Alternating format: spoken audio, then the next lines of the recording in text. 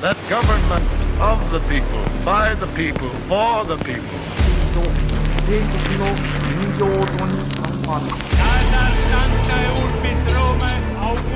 Да здравствует мир между народами. Урд минь Монголын удам хад, хойно минь Монголын хүчрхэг их мордчлог байваа. Америкийн нэгдсэн улсын ерөнхийлөгч Дональд Трамп хоёр дахь бүрийн эрхийнхээ хугацаагаа эхлүүлснээр дэлхийн бараг бүх улстай их бага хэмжээгээр худалдааны дан зарласан гэдгийг бид бүхэн мэдэж байгаа. Тарифын нэмэгдэлд орсон улс орнууд эхнээс Америкийн нэгдсэн улстай хэлэлцээр хийхээр Трамптай уулзахаар ар араасаа дугаарлаж байгаа бөгөөд хамгийн сүүлд Өмнөд Африкийн бүгд найрамдах улсын төрийн тэргүүн Сирил Рамафоза Трамптай цагаан ордон дотор уулзсан. Тус уулзалт тун ширүүхэн болж Өмнөд Африкийн бүгд найрамдах улсад цагаан арьс дэргэдийг язгуурлан гадуурхаж тэднийг хүчирхийлж байгаад Трамп шууд дуурлаж уур амьсгал тун ширүүн болж өнгөрсөн. Уг нь Рамафозагийн хувьд өөрийнх нь улсад тавьсан 40% тарифын нэмэгдлийг харилцан ашигтайгаар бууруулах санаа агуулсан боловч уг уулзалтын уур амьсгал тун эвгүй болж хувирсан. Ямар ч тач Өмнөд Африкийн төрийн тэргүүний энэхүү уулзалтын дараагаар Их Британий ерөнхий сайд, мөн Австралийн ерөнхий сайд, Японы ерөнхий сайд гэх мэтээр уулзалтын урт цуваа Трампыг хүлээж байна. Эдгээр эдийн засгийн асуудалтай холбоотой уулзалтуудаас гадна Орос Украины асуудал ч мөн Трампын сэтгэлийг багахгүй чилээгээд байгаа. Товчхон хэлэхэд хоёр орны дараагийн дээд түвшний уулзалтан дээр тодорхой шийдэл ахиц дэвшилт гарахгүй бол Америкийн нэгдсэн улс нь Орос Украины асуудлаас бүр мөсөн гарна хэмээн мэдэгдсэн. Гэхдээ Трампын хувьд бас шууд гарах нь яг юу л бол Трамп нэлээд сүрдүүлж давсалсан зүйлс бас их ярьдаг нь бол өнгөрсөн хугацаанд харагдсан. За энэ нь түүний арга барилуудын нэг байж болох талтай. Түүнчлэн өөр нэгэн хачирхалтай үйл явдал болоод байгаа нь Трамп хоёр дахь удаага ерөнхийлөгчөөр сонгогдсноос хойш Америкийн нэгдсэн улсын засгийн газрын үр ашигтай байдлын хэвтэс гэх байгууллагыг байгуулсан. Уг хэвтсийн дараагаар Трамп тэр бумтан Илон Маскыг томилж байсныг бид бүхэн бүгдээрээ мэднэ. Гэхдээ Трамп Илон Маскыг уг байгууллагын дарга гэж мэдэгдсэн боловч Америкийн нэгдсэн улсын төрийн аль бие усны бичиг баримтууд дээр түүний нэр өнөөдрийг хүртэл бүртгэгдээгүй хэвээр байна. Иймээс Илон Маск энэхүү байгууллагын үйл хэрэгт шууд оролцож шийдвэр гаргах эрх мэдэл түүнд аль бие усаар байхгүй гэж хэлж болно. Мөн сүүлийн өдрүүдэд Илон Маскын доож дах үйл ажиллагаа түүний оролцоо багасж тэрээр өөрийн бизнес рүү илүү түлхүү анхаарч эхэлсэн бөгөөд уг байгууллагын дараагаар Эми Глисон гэх хүн үүрэг гүйцэтгэгчээр ажиллаж байгаа юм. Гэхдээ энд бас зохон хэлэхгүй байж болохгүй өөр нэг зүйл байгаа нь Илон Маск болон Трамп хоёр гар нийлэн нэгэн том ажил хийсэн нь USAID гэх байгууллагын үйл ажиллагааг зогсоохсон явдал юм. Энэ бол яалтчгүй асар том ажил байсан. USAID нь Америкийн нэгдсэн улсын төсвийн мөнгө буюу татвар төлөгчдийн хөрөнгөөр гадны улсуудад өнгөт хувьсгал хийх оролдлогуудыг он удаан жилийн турш хийж ирсэн. Украины Майдны бослогыг 5 тэрбум гаруй доллараар санхүүжүүлсэн. Хэвлэл мэдээллүүдийг санхүүжүүлж, чөлөөт хэвлэлүүдийг үгүй болгосон. Дэлхийд дахны инх тайванд ноцтой аюул учруулж, мөн LGBT холбоотыг бодлохоор дэмжиж байна гэх мэтээр маш олон асуудлууд гарч мөн олон асуудлууд нь нотлогдсон учраас энэхүү байгууллагыг ямар ч тач зогсоож чадсан. Энэ талаар манай сувг маш дэлгэрэнгүй мэдээллийг өмнө нь бас оруулж байсан. Та бүхэн хэрэг үзэж амжаагүй бол доор сэтгэгдэл хэсэгт би үзэх холбоосыг нь үлдээ. Тэгвэл өнөөдрийн дугаараар Америкийн нэгдсэн улсын төрийн бодлогыг зөөлөн хүчний аргаар бусад улс орнуудад нөлөөлөх ажлыг далдуур хийдэг хэмээн яригддаг. Гурван байгууллагын талаар дэлгэрэнгүй ярих болно. За эдгээр нь International Republican Institute буюу олон улсын бүгд найрамдагчдын хүрээлэн Open Society Foundation буюу нийтдээ нийгэм сан. За манайхаар бол Source-ын сан гэдгээр нь хүмүүс сайн мэднэ. За түүнчлэн Asian Foundation буюу Азийн сан зэрэг байгууллагуудын талаар ярих болно. Тэгэхээр гол сэдвтэ орохоос өмнө та бүхэндээ хүссэн бүхнээ хятадаас үйлдвэрээс нь шууд захиалаад авах боломжтой Shopee Hub гэмээр сайтыг танилцуулж байна. Та хятадын 80 сая гаруй үйлдвэрийн бараанаас бөөнд нь хамгийн хямдар, хамгийн найдвартайгаар StorePay болон Pocket Zero-гоор дамжуулан хүүгүй хуван төлөх нөхцлөөр захиалах боломжтой. Мөн карго болон хятад доторх тээврийн нэмэлт үнэгүүгээр гэртээ хүргүүл аваарай. Shopee Hub гэмээр. Гэл бүндэн захиалчтай юм бах та. Болно шүү дээ минь. За тэгээ Shopee Hub-аар бол хятадын үйлдвэрээс нь одоо шууд Монгол төлбөрийн хэрэгслээр захиалж ингэж болдог гэдээ байгаа. Болно шүү дээ минь. Найдвартай ирнэ захын үнээс хямдхан байж болдсон бах та. Болно шүү дээ минь. Энэ одоо орон нутгад хөргөж өгд юм болов уу? Болно минь. Болно. Минь. Болно штэ. Авахыг хүссэн бүхний хамгийн хямд найдвартайгаар 21.9 төгрөгт StorePay, QPay, Pocket бүх үнэтний картаар төлөөд захиалаад аваарай. Ах нь хэлсэн шүү дээ болно гэж. Эхний байгууллага болох олон улсын бүгд найрамдагчдын хүрээлэнгээс яриагаа эхлэе. Энэхүү байгууллагын гол зорилго нь ардчлалыг дэмжих, сонгуулийн шударга байдалд хяналт тавих, улс төрийн намуудыг бэхжүүлэх, иргэдийн оролцоог дэмжих чиглэлд ажилладаг. 1983 онд Америк нэгдсэн улсын ерөнхийлөгч Рональд Рейганы санаачлагаар байгуулагдаж байсан уг байгууллага нь өдгөө дэлхийн 100 гаруй улс оронд ардчлалыг дэмжих хөтөлбөрөөр хэрэгжүүлдэг. Манай улсын хувьд хамгийн анх 1992 оноос хойш үйл ажиллагаагаа идэвхтэй явуулж байгаа. Гэхдээ энэ байгууллагад бас хар тал буюу маш том шүүмж цаг үргэлж дагалдаж явдаг. Арай тодорхой хэлбэл тусад байгууллага нь дэлхийн олон улс орнуудад Америк нэгдсэн улсын гадаад бодлогын хэрэгсэл болгон ашиглагдаж, зөөлөн хүчний зэвсгийн үүрэг гүйцэтгэдэг гэх мэтэр шүүмжүүд байдаг. Бүр зарим улс орнуудад энэхүү байгууллагыг төрийн эргэлт, нийгмийн хөдөлгөөнийг өдөөгч, дотоодын улс төрд хөндлөнгөөс оролцогч гэж үздэг. Үүн дээр хэд хэдэн жишээ дурдъя.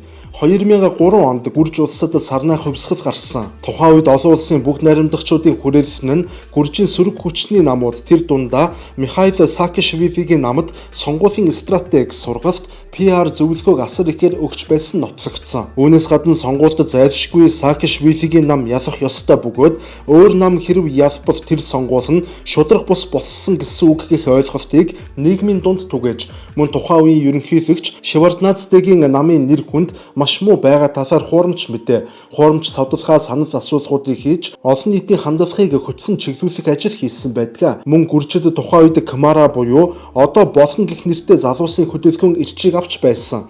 Энэхүү хөдөлгөөнийг USAID олон улсын бүгд найрамдагчдын хүрээлэн нээд зэрэг байгууллагууд шууд болон шууд бусаар санхүүжүүлж хувьсгалын эхний галыг асаасан хэмээн үздэг. Ер нь бол Гүржийн сарнай хувьсгал нь Америк нэгдсэн улсын зөөлөн хүчний гадаад улс төрийн ажиллагаа хэрхэн боддоор хэрэгжиж дотоодын засаглалт өөрчлөлт хийдгийн хамгийн том жишээнүүдийн нэг юм а. Тэгвэл дараагийн жишээгээр Украин улсыг мөн дурдж олно. За Украинд хамгийн анх 2004 онд улбар шар хувьсгал болж байсан.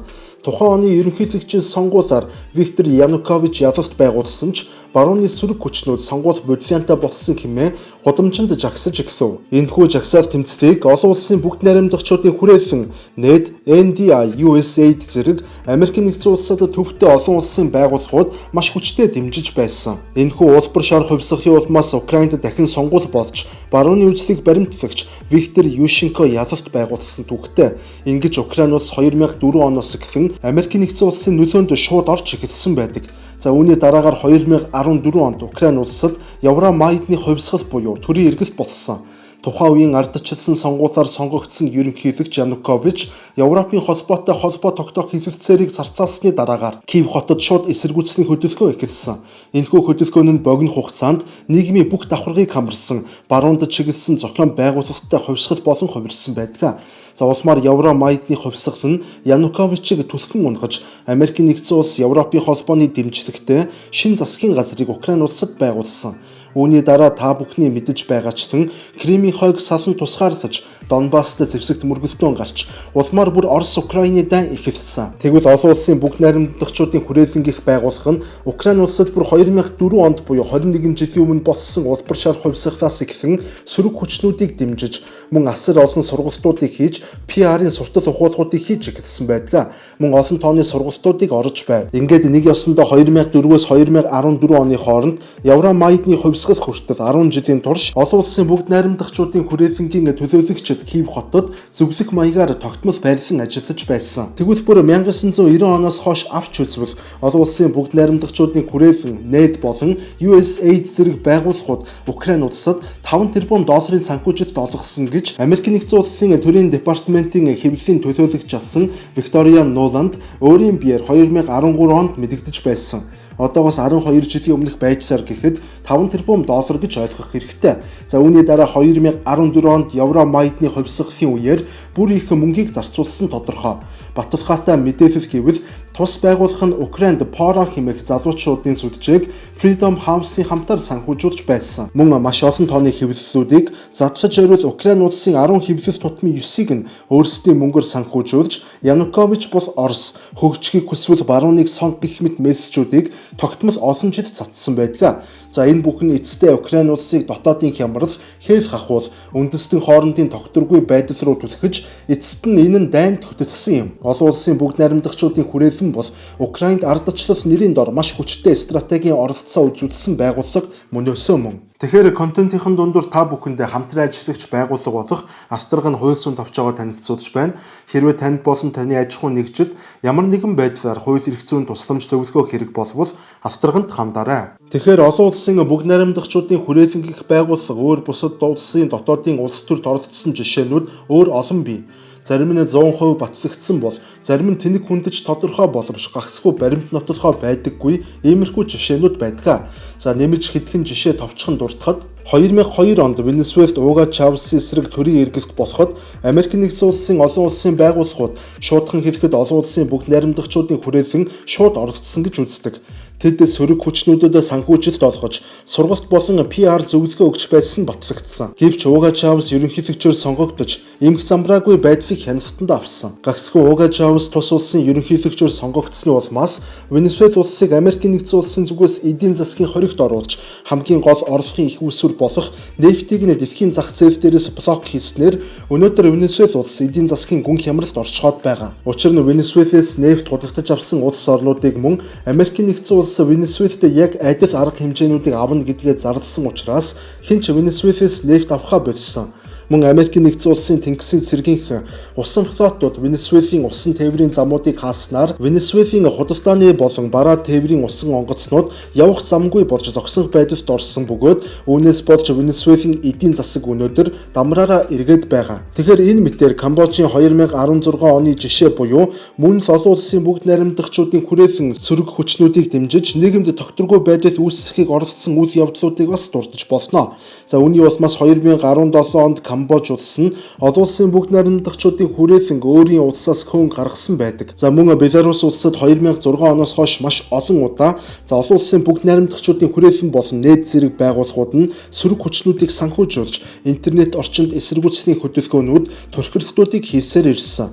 Барууны улс орнуудын зүгээс авч буй эдгээр арга хэмжээнүүд төр засгийн удирдлагуудыг солисноор улс орны бодлогыг солих хүслийн цаана асар том геополитик мөнхөд явагдаж байдаг.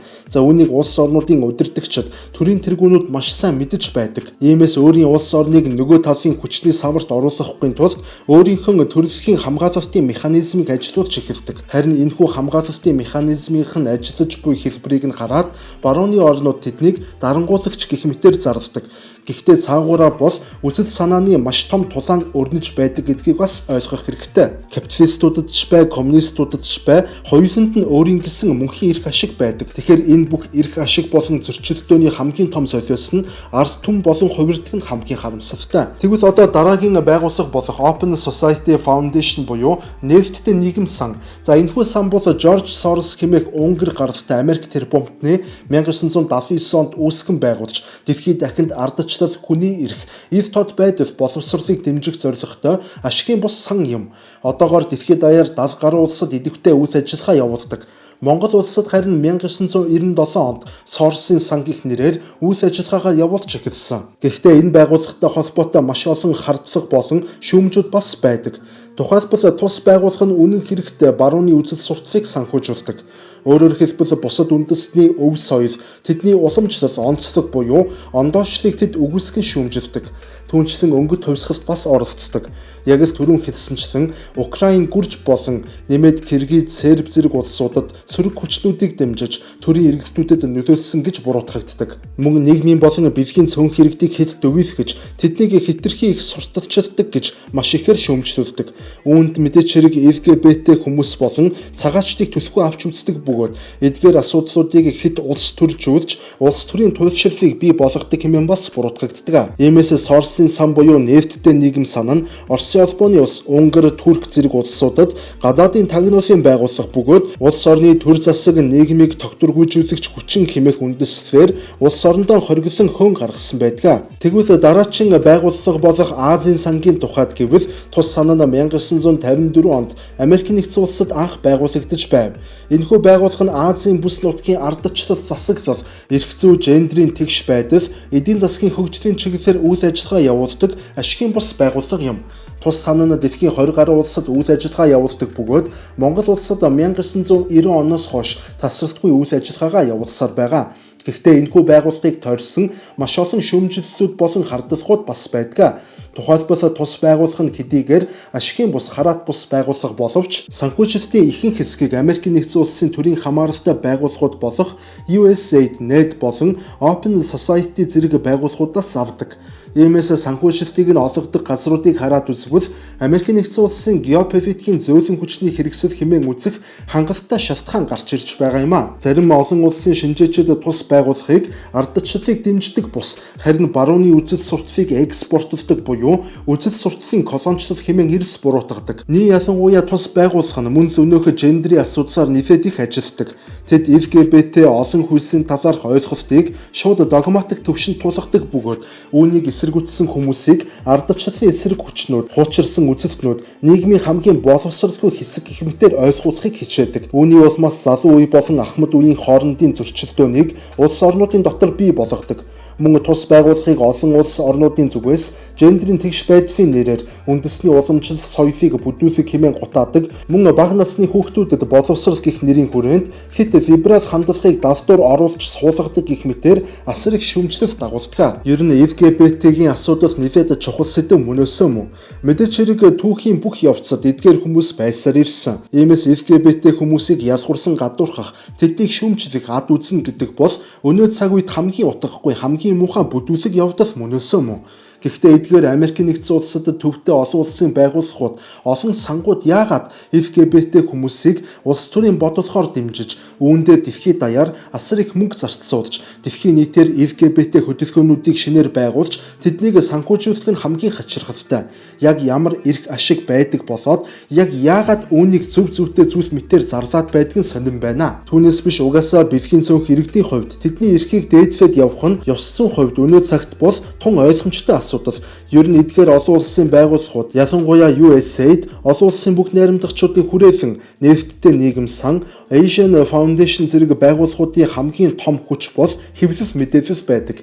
Ганцхан жишээ дурдахад сүүлийн эв тод болсон баталгаажсан мэдээллээр бол USAID нь дэлхийд даяар 6200 сэтгүүлч, 707 бие даасан хэвлэл мэдээллүүдийн байгууллага, 279 ширхэг хэвлэл мэдээллийн чиглэлийн төрийн бус байгууллагуудыг санхүүжүүлдэг байсан нь нэгэнт тодорхой болсон. Гэвч Трамп болон Илон Маск нар USAID-ийн үйл ажиллагааг зогсоосны улмаас эдгээр санхүүжилт ингээд тасалдаж байна. 2025 оны төсөвт тусгаснаар бол USAID нь энэхүү хэвлэл мэдээллийн салбарт энэ онд $270 сая зарцуулахаар төлөвлөд байсан юм. Гэвч уг санхүүжилт гарах гарцгүй болсноор зөвхөн Украин улсын хувьд гэхэд Украины нийт хэвлэлийн 59.2% нь цаашид үйл ажиллагаагаа явуулах аргагүй болоод байна. Учир нь Украины нийт хэвлэл мэдээллийн байгууллагуудын 35% нь санхүүжилтийн 75-аас дээш хувийг зөвхөн USAID болон олон улсын бүгд найрамдагчдын хүрээлэн Open Society зэрэг байгууллагуудаас авдаг байсан юм а. За ингээ харахаар тэд бие даасан хэвлэл мэдээллийг дэмжих нэрийн дор гагцхүү өөрсдийн хараат хэвлэлүүдийг олноор нь бий болгож байсан тодорхой харагдаж байна. Тэгэхээр контентын дундуур та бүхэндээ хамтран ажиллагч байгууллага болох Домч Бор брендийг танилцуулж байна. За Домч Бор брендийн 5 тансаг, хунчирт зэрэг цувралын шин цуврал болох хуш модны самартай бүтээгдэхүүн маань ингээд худалдаанд гараад байгаа юм. Энэхүү шин төрөл нь Монгол орны ойгоос хамгийн сайн сортын самрыг ширж сонгон орчин үеийн технологиг уламжлалт ангаах ухаантай хослуулан гаргасан гайхалтай бүтээгдэхүүн юм а. Та энэхүү зөөлөн бөгөөд тансаг амттай бүтээгдэхүүнийг нэг удаадаа хэрэглэхдээ 50 мл-ээр буюу эрүүл мэндэд хамгийн зохистой хэмжээгээр хэрэглэхийг уриалж байна. Сүүлийн үед нэгэн хачирхалтай үзэгдэл буюу зөөлөн хүчний арай өөр арга барилын хэлбэр дэлхийн нийтээрээ эрчимтэй хөгжиж байна. Хуучин уламжлалт байдлаар хэвлэл мэдээллүүдээр дамжуулан гадны улсууд зөөлөн хүчний бодлогоо хэрэгжүүлдэг байсан бол сүүлийн жилүүдэд тухайн улсын доторх инфлюенсерүүд буюу нөлөөлөгчид мөн төрийн бус байгууллагуудаар дамжуулан үүнийг хийх болсон юм а. За төрийн бус байгууллагуудын хувьд бол угаасаа ойлгомжтой маш олон гадны байгууллагуудаас санхүүжилт авдаг. За төсөл хөтөлбөрүүдийг нь хэрэгжүүлдэг ийм олон мянган төрийн бус байгууллагууд бол дэлхийн өнцөг булан бүрт үйл ажиллагаагаа явуулж байгаа. За мөн өнгөт хувьсгал болоход хамгийн том түлхэц төрхөрлөлтүүдийг бол төрийн бус байгууллагуудын зүгээс бол хийдэг. За тэгвэл хамгийн шинэ хамгийн хачирхалтай зүйл нь гэвэл одоо инфлюенсерүүд болж хувираад байгаа юм. За нөлөөлөгчд гэх хүмүүсийг уг нь бол улс орны дотоодын улс төрчид дотоодын нам эвслүүд өөрсдийн сонгуульд бол саяхнаас эхэлж эрчимтэй ашиглаж ирсэн боловч за сүүлийн жилүүдэд гадны байгууллагууд, гадны улс орнууд өөрсдийн хүсэж буй бодлогоо нөлөөлөгчдөөр дамжуулан тухайн улсын залуу үеийн тархинд нэвтрүүлэх ажлыг бол ихээр хийх болсон байна. За мөн хамгийн харамсалтай нь тэдгээр нөлөөлөгчд гэх хүмүүс өөрсдийгөө яг юу хийж байгаагаа буюу хийж буй зүйлийнхээ мөн чанарын талаар ямар ч ойлголтгүйгээр гадны захиалгаар шууд ажил хийдэг болсон нь бол бүр харамсалтай юм а. За тэгэхээр өнөөдрийн дугаараар USAID-с улбаалаад одоо нефттэй нийгэм сан, олон улсын бүгд найрамдагчдын хүрээлэн, за Азийн сан зэрэг байгууллагуудын талаарх хардлага сэрдэлгүүдийн хүрээнд ерөнхийдөө дэлгэрэнгүй ярилцлаа. Та бүхэн мэдээч хэрэг авах гээхийн ухаанаар хандна гэдэгт бол найдаж байна. За ингээд дараагийн дугаараар дахин уулзтлаа түр баяртай.